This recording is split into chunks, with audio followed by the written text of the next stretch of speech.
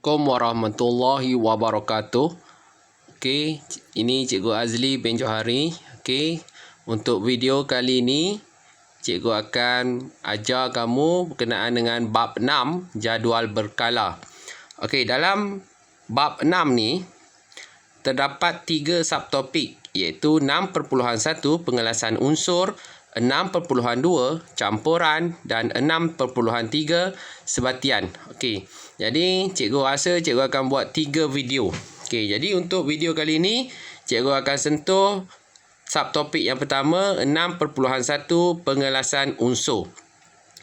Dalam subtopik ini terdapat beberapa istilah penting yang harus kamu kuasai, iaitu yang pertama jirim, yang kedua zarah, yang ketiga atom, yang keempat molekul, yang kelima unsur dan yang keenam sebatian. Okey, cikgu harap kamu boleh beri penekanan terhadap istilah-istilah penting yang cikgu cakap tadi ni. Okey. Okey, 6.1 pengelasan unsur. Okey. Pengelasan unsur. Okey, semua benda yang mempunyai jisim dan memenuhi ruang ialah dikenali sebagai jirim. Okey, ini kita dah belajar dalam bab 5. Okey, jirim-jirim ini pula terdiri daripada zarah-zarah kecil dan diskret yang disebut sebagai atom. Okey, atom. Atom ni dalam bahasa Yunani bermaksud tak terbahagi ataupun yang paling kecil. Okey, zarah ni kalau dalam bahasa Melayu ialah nama umum. Nama khusus, dia terdapat lagi nama khusus yang lain seperti atom dan juga molekul. Okey, analoginya, okey, sebagai contoh kenderaan. Okey, kenderaan ni umum. Okey, yang khususnya dalam kenderaan boleh kita cakap kenderaan seperti basikal, motosikal, kereta, lori, bas, kapal terbang. Itu yang khusus-khususnya lah. Jadi cikgu harap kamu boleh faham. Okey, atom. Atom ni tak boleh dilihat dengan mata kasar kerana saiznya terlalu kecil. Okey, atom hanya boleh dilihat menggunakan mikroskop elektron dengan pembesaran sehingga berjuta-juta kali ganda. Okey. Boleh Boleh faham Maksudnya atom ni adalah zarah yang paling kecil. Okey. Atom ni dah tak boleh nak bahagi lagi dah. Okey. Atom dan molekul. Okey. Pertama sekali kita nak belajar pasal atom dulu. Okey. Atom, okey, iaitu zarah yang paling kecil dan tak boleh bahagi lagi. Dia ni terdiri daripada 3 zarah subatom, iaitu proton, neutron dan juga elektron. Okey, proton dan neutron berada dalam nukleus atom, manakala elektron beredar mengelilingi nukleus. Okey, kalau tak nampak lagi, kejap lagi slide yang seterusnya dia akan menerangkan dengan lebih terperinci berkenaan dengan proton, neutron dan juga elektron. Di mana kedudukan proton dan neutron dan di mana kedudukan elektron. Okey. Nukleus mempunyai cas keseluruhan positif kerana terdapat proton yang bercas positif di dalamnya. Manakala neutron tu dia tidak bercas. Kejap lagi kita tengok lagi slide yang seterusnya. Bilangan elektron di dalam sesuatu atom pula adalah sama dengan bilangan protonnya. Okey, ini pun penting. Okey. Bilangan elektron sama dengan bilangan proton. Andai kata soalan beri nilai elektron, bilangan elektron ialah 6, maka bilangan proton juga ialah 6. Sebab bilangan elektron sama dengan bilangan proton. Jika bilangan protonnya 16, bilangan elektron juga 16. Okey. Oleh itu, atom adalah neutral. Kerana apa? Elektron ni dia bercas negatif. Proton bercas positif. Sama macam kita belajar matematik, nombor negatif dengan nombor positif. Okey. Bagaimana atom ni jadi neutral? Okey, kalau elektron, bilangan elektron adalah 6. Maksudnya negatif 6. Bilangan proton pula sama dengan bilangan elektron. Kalau elektron 6, proton juga 6. Okey. Jadi elektron 6 maksudnya negatif 6. Proton bilangan dia 6 maksudnya positif 6. Negatif 6 tambah positif 6 tak ke jadi kosong ataupun neutral. Kita tengok slide yang seterusnya. Okey, ini dia. Ini adalah gambaran sebuah atom. Dengan perincian apa yang ada dalam atom. Okey, dalam atom ada 3 subatom ni. Proton, neutron dan juga elektron. Yang mana proton dia berada di tengah-tengah bersama-sama dengan neutron. Juga dikenali sebagai nukleus. Okey, dekat tengah-tengah. Okey. Manakala elektron pula dia akan mengelilingi nukleus. Maksudnya elektron ni dia akan mengelilingi proton dan juga neutron. Kalau dalam gambar ni, okey, bilangan elektron yang kamu nampak 3. Berbola yang berwarna kelabu tu, silver. Manakala bilangan proton pula 3 juga yang warna merah.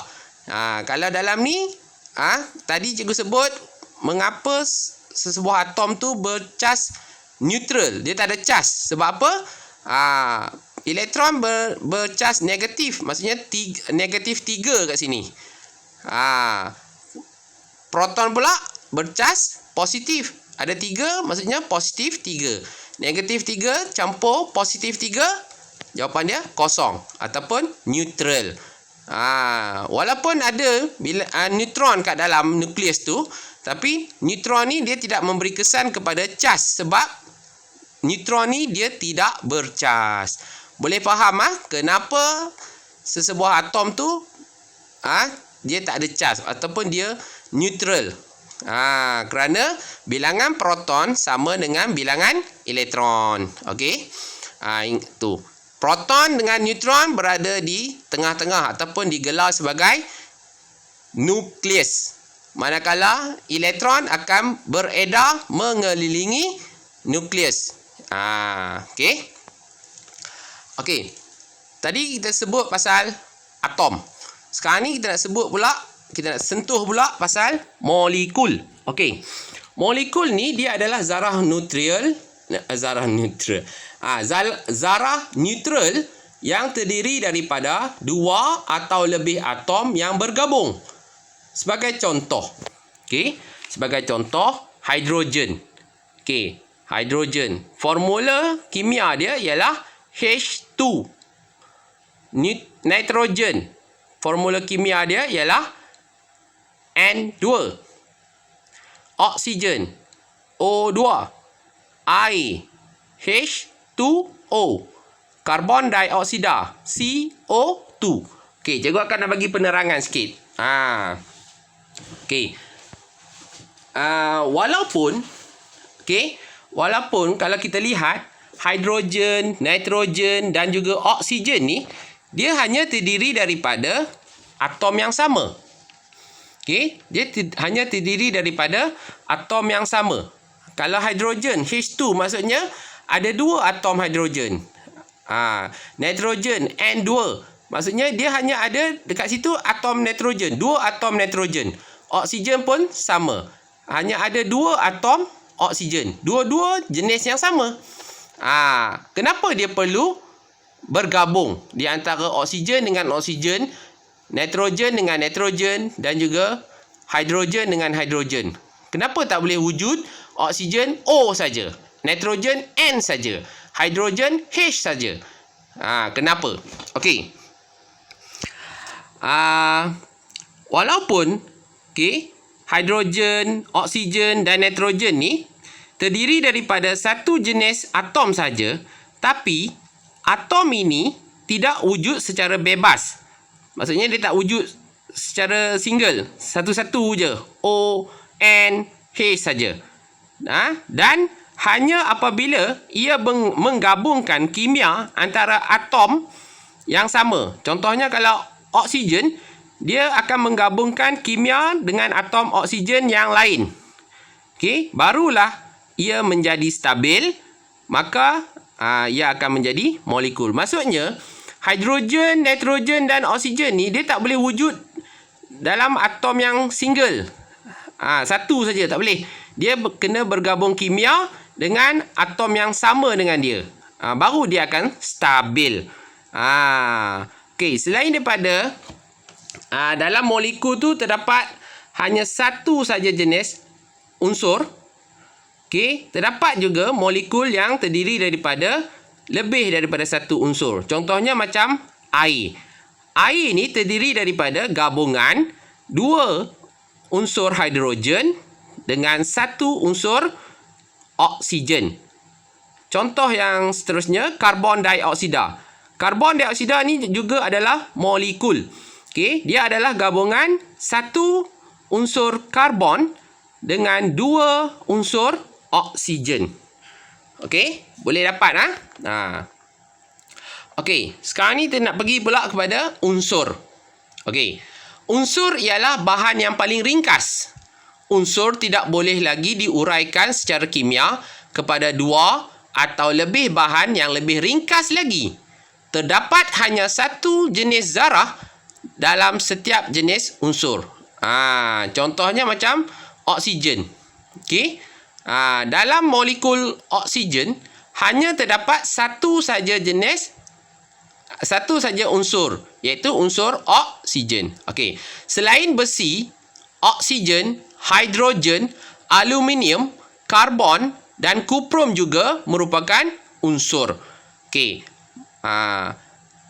oksigen ialah satu unsur yang banyak terdapat di bumi. Okey, ini contohnya. Contohnya macam dalam baldi zinc. Okey, baldi tu diperbuat daripada zinc yang tulen. Dalam baldi itu hanya terdapat unsur zinc sahaja. Dalam tong gas hidrogen, dalam tu hanya terdapat gas hidrogen sahaja. Walaupun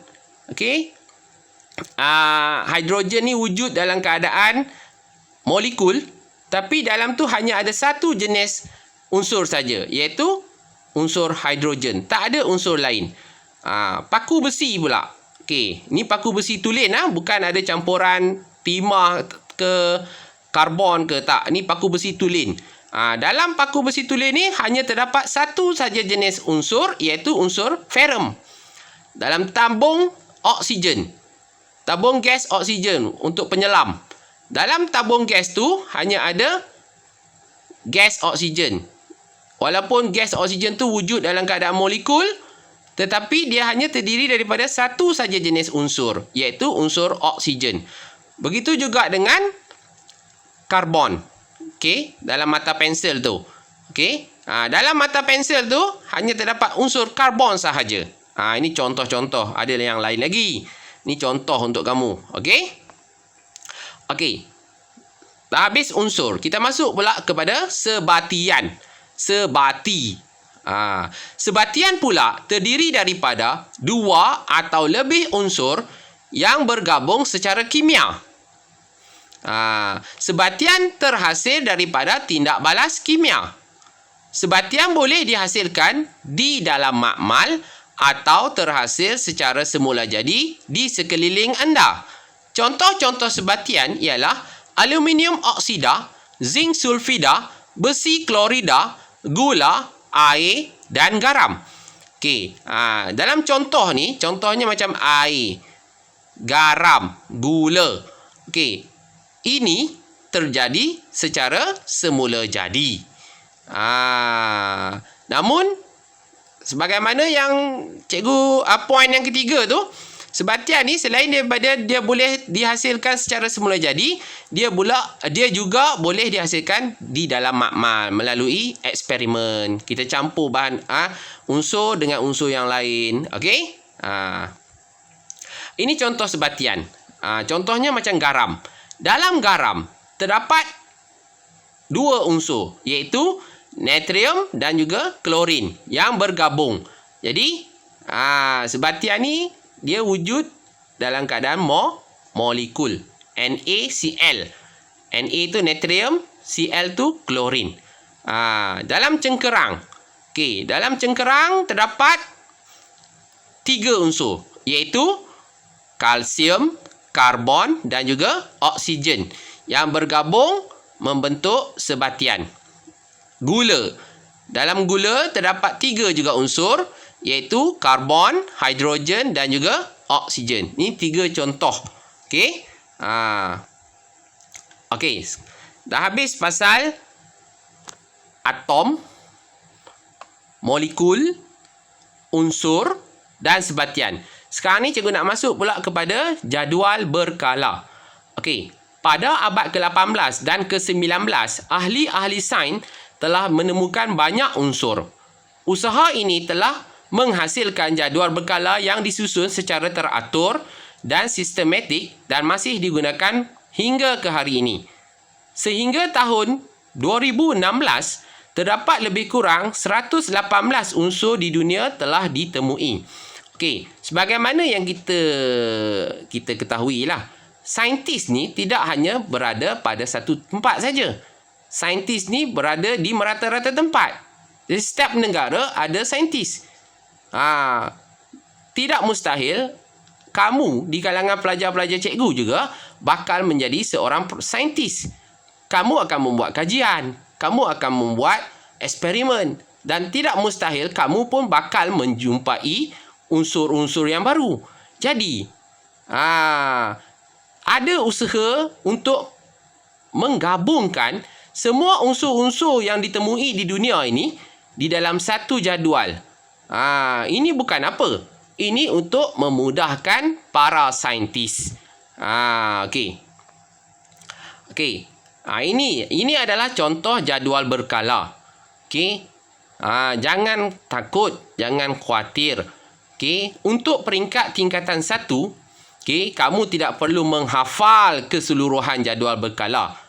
Kamu tak perlu mengingat simbol-simbol bagi setiap unsur yang ada dalam jadual berkala. Okey, permulaan ni, okey, kamu hanya kenal bahagian mana yang mengandungi unsur logam, bahagian mana yang mengandungi unsur separuh logam, dan bahagian mana dalam jadual berkala yang mengandungi unsur bukan logam. Okey. Okey, jika kamu lihat betul-betul jadual berkala ini, okey, unsur logam diwakili oleh warna kuning, manakala unsur separuh logam diwakili oleh warna coklat. Dan unsur bukan logam diwakili oleh warna biru. Okey. Jadi untuk peringkat tingkatan 1, kamu hanya perlu kenal pasti di mana kedudukan unsur-unsur logam, unsur-unsur separuh logam dan unsur-unsur bukan logam.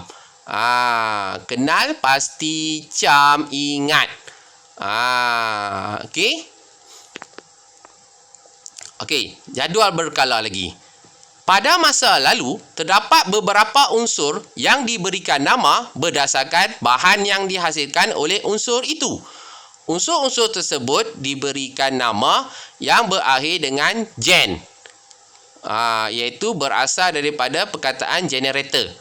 Oleh itu, hidrogen bermaksud penjana air, water generator, dan nitrogen bermaksud penjana asid nitrit, nitric acid generator. Ini pada masa dulu.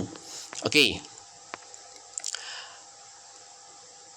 Namun pada hari ini, nama-nama unsur yang baru ditemukan perlu disahkan oleh International Union of Pure and Applied Chemistry, IUPAC singkatan dia. Okey. Kebanyakan nama-nama unsur itu adalah bersempena dengan nama saintis yang menemui unsur tersebut. Nama tempat penemuan dan juga nama saintis terkenal. Kalau awal-awal, okey, pemberian nama dia adalah berdasarkan apa tadi? Ada gen kan, ada apa semua tu kan, generator kan. Okey, tapi bila dah sekarang ni, okey, dia ni telah diberikan nama, unsur ni diberikan nama bersempena dengan siapa yang menemui dia. Saintis tersebut, contoh Azli, bubuh unsur tu nama Azli. Ikut suka cikgu lah. Okey, walau bagaimanapun, nak bagi nama ni bukan senang.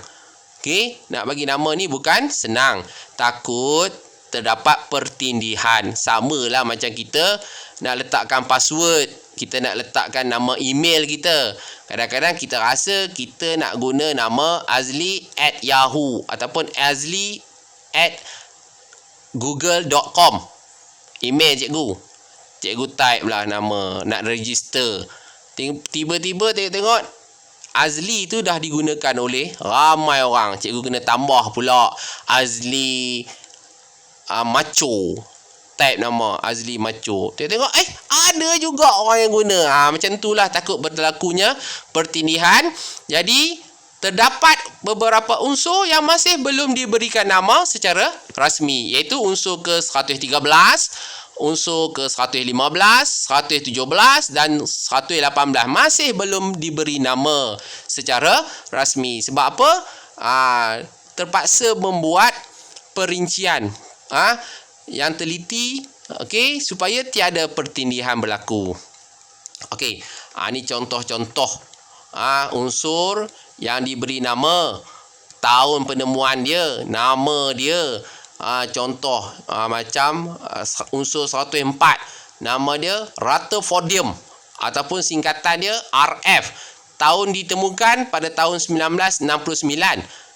Asal unsur nama tu, diberi nama unsur Rutherfordium tu bersempena dengan nama ahli nuklear fizik yang menemui dia, iaitu Ernest Rutherford. Okey. Contoh unsur 110, Darmstadtium, DES singkatan dia, ditemui pada tahun 1994. Nama dia tu diberi bersempena dengan tempat dia ditemui, iaitu dia ditemui di Darmstadt, Jerman. Okey. Kamu boleh baca lagi dalam buku teks pun ada jadual ni. Namun kamu tengok pada unsur yang ke 113, 115, 117, 118. Ni baru lagi ditemui tahun 2003, tahun 2004, tahun 2010, tahun 2006. Keempat-empat unsur ni masih belum diberi nama secara rasmi. Okey. Sekarang ni, tadi cikgu dah tunjukkan kepada kamu, okey, dalam jadual berkala terdapat unsur logam, unsur bukan logam dan unsur separuh logam. Okey, kita akan tengok ciri-ciri unsur logam dan ciri-ciri unsur bukan logam. Okey, sesetengah unsur mempunyai ciri-ciri yang sama yang membolehkan unsur-unsur tersebut dikelaskan kepada dua kategori utama, iaitu dikelaskan dalam kategori logam dan dikelaskan dalam kategori bukan logam. Okey. Ini dia perbezaan dan persamaan di antara unsur logam dan unsur bukan logam. Persamaan dia, kedua-dua unsur logam dan unsur bukan logam, kedua-duanya ialah unsur.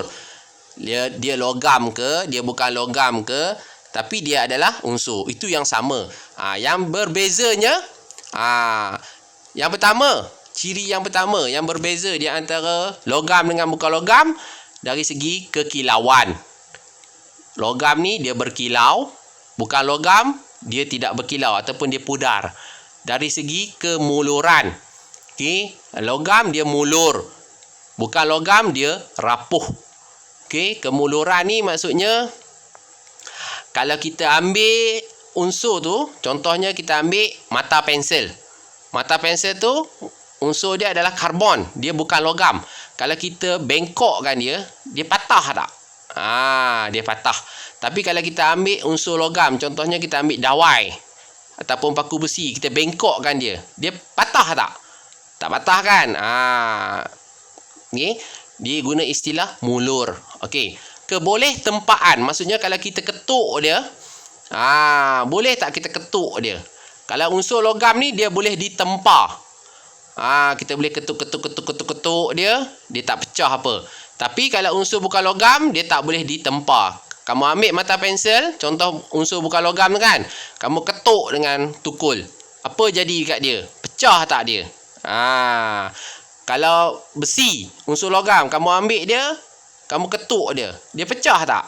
Tak kan? Dia melepeh je. Maksudnya dia boleh ditempa. Okey, kekuatan regangan, maksudnya kita tarik dia. Satu ujung dengan satu ujung kita tarik, regangkan dia. Unsur bukan logam, dia lemah, mudah patah. Tapi unsur logam, dia kuat. Okey, kekondaksian elektrik, maksudnya boleh tak unsur logam dan unsur bukan logam ni mengalirkan elektrik, membenarkan arus elektrik melalui dia. Konduktor. Okey, unsur bukan logam dia adalah konduktor elektrik ataupun dia boleh mengkondaksikan elektrik dengan baik. Manakala unsur bukan logam, dia lemah dalam mengkondaksikan elektrik, kecuali karbon. Karbon ni walaupun dia unsur bukan logam, tapi dia boleh mengalirkan elektrik dengan baik. Sebab apa? Karbon ni ada digunakan di dalam bateri. Kalau kamu pecahkan sel kering, di tengah-tengah tu ada karbon. Okey. Ciri yang seterusnya, kekondaksian haba, maksudnya kebolehan unsur tersebut mengalirkan haba ataupun membenarkan haba melalui dia. Okey, unsur bukan logam, dia boleh mengkondaksikan haba dengan lemah. Unsur logam pula, dia boleh mengkondaksikan haba dengan baik. Okey, dari segi ketumpatan, bab yang sebelum ni kita belajar dah tentang ketumpatan kan. Okey, unsur bukan logam ketumpatannya tinggi, manakala unsur bukan logam, cikgu ulang balik, unsur logam ketumpatannya tinggi, manakala unsur bukan logam ketumpatannya rendah. Dari segi fakta ini pun kita boleh dah tentukan kedudukan kedudukan unsur logam dengan unsur bukan logam. Kalau letak unsur bukan logam dengan unsur logam dalam satu bekas, unsur logam ni akan berada di bawah sebab ketumpatan dia tinggi, manakala unsur bukan logam akan berada di atas sebab ketumpatannya rendah. Okey, dari segi takat lebur dan takat didih, unsur logam mempunyai takat lebur dan takat didih yang tinggi, manakala unsur bukan logam mempunyai takat lebur dan takat didih yang rendah. Okey, cikgu harap kamu boleh ingat persamaan dan perbezaan unsur logam dengan unsur bukan logam ni. Okey, kalau tak faham boleh ulang balik, dengar balik penerangan cikgu. Okey, ni contoh. Contoh unsur separuh logam. Okey, silikon, germanium. Okey, terdapat unsur yang tidak dapat dikelaskan sebagai logam ataupun bukan logam. Dia kita tak boleh masukkan dia, nak kata logam pun dia tak logam. Nak kata dia bukan logam pun dia ada sifat logam. Contohnya germanium dan silikon. Sebab apa? Unsur-unsur ni dikelaskan sebagai unsur separuh logam kerana dia mempunyai kedua-dua ciri logam dan juga bukan logam. Jadi tak boleh nak letak dalam logam sebab dia ada unsur bukan logam. Nak letak dalam kategori bukan logam, dia ada ciri logam. Sebab tu dia letak dalam kategori separuh logam. Okey. Ni contoh unsur logam, aluminium. Aluminium ni boleh ditempa ataupun kita boleh bentuk dia. Dia ni kuat dan ringan. Dia ni wujud dalam keadaan pepejal yang berwarna kelabu dan berkilat. Okey. Masih lagi unsur logam. Contohnya macam besi. Okey. Contohnya macam besi. Masih lagi dalam unsur logam, contoh besi. Contohnya besi. Okey. Besi ni dia kuat, mudah ditempa ataupun boleh dibentuk dia adalah bahan magnet. Maksudnya kita boleh gunakan besi ni untuk dijadikan magnet sementara. Okey. Dia adalah konduktor elektrik yang baik dan dia wujud dalam keadaan pepejal yang berwarna kelabu. Okey. Unsur logam lagi iaitu kuprum. Okey, kuprum adalah unsur logam. Dia ni kuat. Kuprum ni kuat. Kuprum tahan karat. Kuprum mulur ataupun mudah dibengkok. Kuprum adalah konduktor elektrik yang baik dan wujud dalam keadaan berwarna coklat kemerahan. Okey. Contoh unsur logam lagi, zinc. Okey, zinc kuat. Zinc wujud dalam keadaan pepejal yang berwarna kelabu. Zinc adalah konduktor elektrik yang baik. Okey, sekarang kita masuk pula kepada contoh unsur bukan logam. Yang pertama, iodin. Okey, iodin ni dia adalah hablo berwarna hitam. Hablo ni macam garam lah. Okey, bentuk tu. Bukan garam. Dia hablo ni. Hablo ni contoh kamu pegang garam, kamu pegang gula, bentuk macam tu. Okey, ketul-ketulan kecil. Iodin ni beracun dan iodin ni mempunyai sifat antiseptik, iaitu boleh mencegah luka daripada jangkitan bakteria. Sebab tu iodin ni digunakan untuk rawat luka. Okey. Contoh unsur bukan logam yang seterusnya ialah klorin. Klorin ni adalah gas yang berwarna kuning kehijauan. Okey, dia adalah peluntur warna tetapi dia ni beracun. Jadi bahaya klorin ni. Okey, beracun. Okey.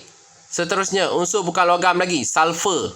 Kalau kita selalu sebut sulfur ni belerang. Okey. Dia adalah serbuk pepejal berwarna kuning dan dia juga beracun. Okey. Unsur bukan logam lagi. Karbon. Okey, karbon. Cikgu dah sebut tadi. Mana nak lihat karbon? Mata pensel kamu. Okey. Karbon ni dia adalah pepejal berwarna hitam, dia licin, dia ringan dan dia unsur bukan logam yang merupakan konduktor elektrik yang baik. Tadi dah terangkan Okey, jadi menghargai ketertiban unsur yang wujud dalam alam ini. Okey, terdapat pelbagai unsur semula jadi yang ditemukan di bumi kita dan memberikan faedah kepada manusia. Antara kegunaan unsur-unsur yang ada dalam bumi kita ni, yang pertama, digunakan untuk membuat barang perhiasan dengan menggunakan emas, perak dan platinum. Okey, digunakan dalam bidang pembinaan, pengangkutan, kesihatan, perubatan, pertanian dan juga perindustrian. Jadi, jika saintis tu tak menemui unsur-unsur ni, okey, kita tak dapat menentukan unsur ni berharga ataupun tidak. Contohnya macam emas. Kenapa emas ni dikatakan unsur yang berharga? Kerana emas ni, okey, dia ni tak banyak ditemui. Unsurnya sedikit, tak sama macam besi. Jadi sebab tu besi tak dijadikan barang perhiasan. Sebab apa? Dia banyak. Barang perhiasan ni selalunya guna barang-barang yang rare, yang jarang kita jumpa. Jadi sebab tu harga jadi mahal. Okey. Kita juga haruslah menghargai jasa ahli sains yang telah menemukan dan menyusun unsur dengan teratur dalam jadual berkala. Okey. Inilah jasa-jasa ahli sains yang dulu-dulu dia orang mengambil ikhtiar untuk menyusun unsur ni dalam keadaan yang teratur dalam jadual berkala, memudahkan kita untuk belajar sains. Okey. Mereka telah banyak menghabiskan masa dalam penyelidikan untuk mengkaji sifat-sifat unsur ini. Ada kalanya yang tak berkahwin, ada kalanya yang biarkan saintis rambut kusut masai, tak kisahkan tentang kehidupan. Okey. Sebab dia orang mengabdikan diri untuk mengkaji unsur-unsur obses. Tapi obses dia pun dia memberi faedah kepada kita. Kita dah dapat jadual berkala, senang kita nak belajar. Okey. Contohnya Anthony Lavoisier merupakan ahli sains pertama yang mengelaskan bahan-bahan kepada logam dan juga bukan logam. Okey. Setakat ni dulu penerangan cikgu dalam subtopik yang pertama, iaitu pengelasan unsur. Nantikan video yang kedua. Okey, sekian, terima kasih. Assalamualaikum warahmatullahi wabarakatuh. Selamat sejahtera.